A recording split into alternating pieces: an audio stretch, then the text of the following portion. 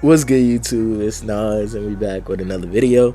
Road to 300 subscribers, of course. We're gonna keep going every day, but today's video we're gonna be talking about one of the best scorers to ever play basketball, and that we're gonna, as you can see by the thumbnail, we're gonna be talking about ISO Joe Johnson, and Joe Johnson is one of the best isolation scorers I've ever seen, and he's not gonna get the appreciation that he deserves because they only think of him as a bucket, and he was really not a really good defender, but his offense made up for that. And today we're gonna get into his career. But in Joe Johnson's rookie season for the Boston Celtics, he averaged 6 points per game, 3 rebounds, 1.5 assists.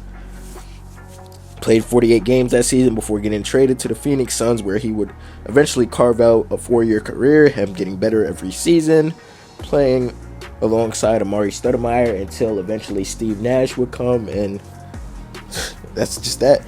Man, in his continuation rookie season, he averaged 9.5 points per game, 4 rebounds, and 3.5 assists. His second season, he averaged 10 points per game, 3 rebounds, and 2.5 assists.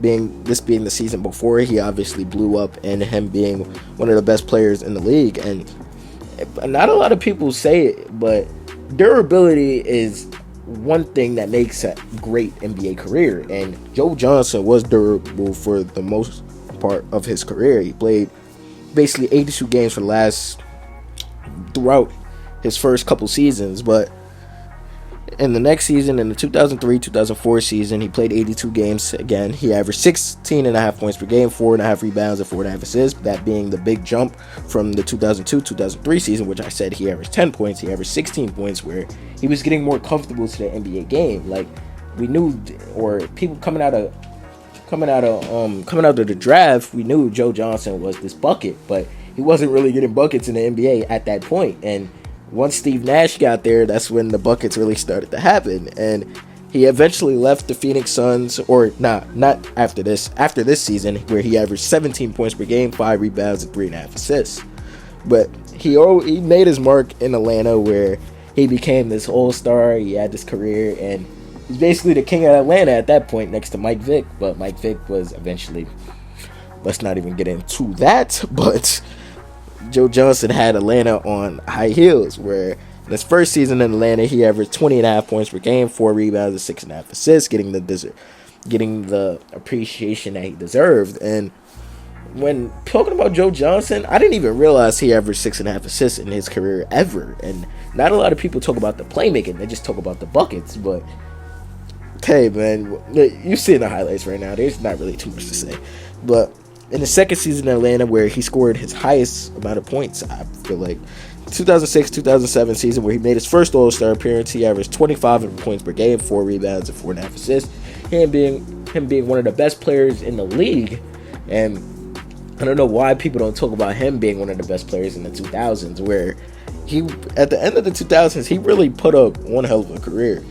Next season, the 2007-2008 season, he averaged 21.5 points per game, 4.5 rebounds, and basically 6 assists. Again, him being one of the best scoring playmakers that not really talked about. But in the 2008-2009 season, he averaged 21.5 points per game, 4.5 rebounds, and 5.5 assists. And throughout all these seasons, he's an all-star, by the way. Don't get it twisted.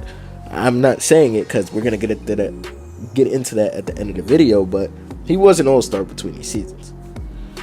In the 2009-2010 season, he averaged 21.5 points per game again, 4.5 rebounds, and 5 assists.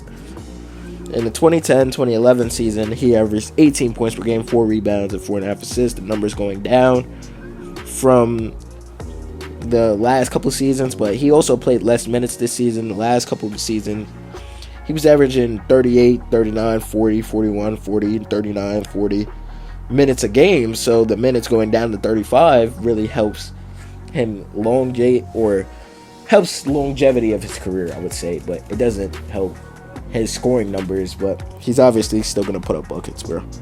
But in the 2011-2012 season, Joe Johnson averaged 18.5 points per game. 18.5 points per game, or basically 19 if you want to round it to 19 points per game, 3.5 rebounds, and 4 assists, this being his last season in Atlanta. And he put up one hell of a stint in Atlanta, I would say. Not a lot of people talk about his Atlanta stint. I don't know why. That's probably the highlights I'm going to have playing right now. But Yeah. But in his first season in Brooklyn, he averaged 16 points per game, 3 rebounds, and 3.5 assists. This being one of his off seasons. And the next season, he was named an All-Star again. He averaged 16 points per game, 3.5 rebounds, 2.5 assists. In the 2013-14 season, him being the best player on the team with that old Nets team, where I don't know what their goal was that season, because they obviously were not going to win a championship. With an old Paul Pierce and an old Kevin Garnett, I just don't know. They made the playoffs that season, and Joe Johnson was the best player on that team.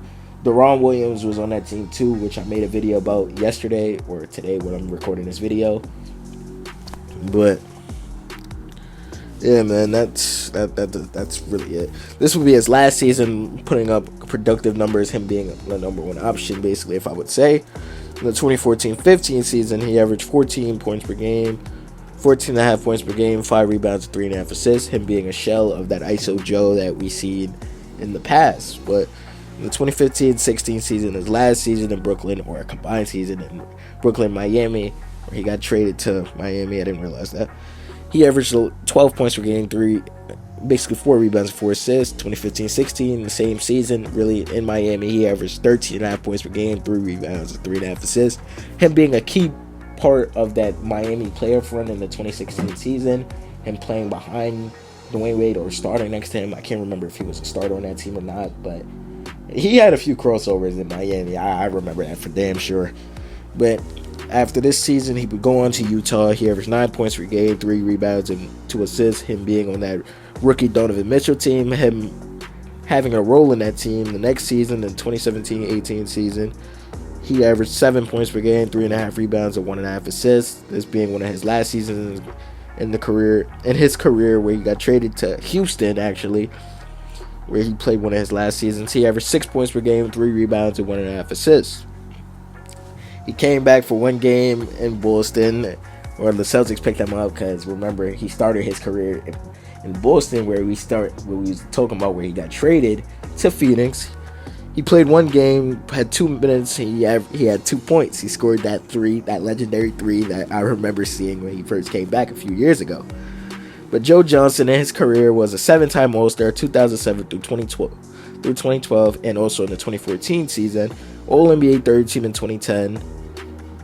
And he played 18 season, averaging 16 points per game, 4 rebounds, and 4 assists. And he managed a total 20,407 points in his career, which not a lot of NBA greats have actually done that. So that's just a knock for Joe Johnson. And can he make the Hall of Fame? I want him to, but I don't think he does. But let me know how y'all feel about one of the best scorers to ever play basketball. Subscribe. Hope you enjoyed. I hope you guys enjoyed this video. If y'all want to see some more, there's a video on the left and the video on the right. Click on them.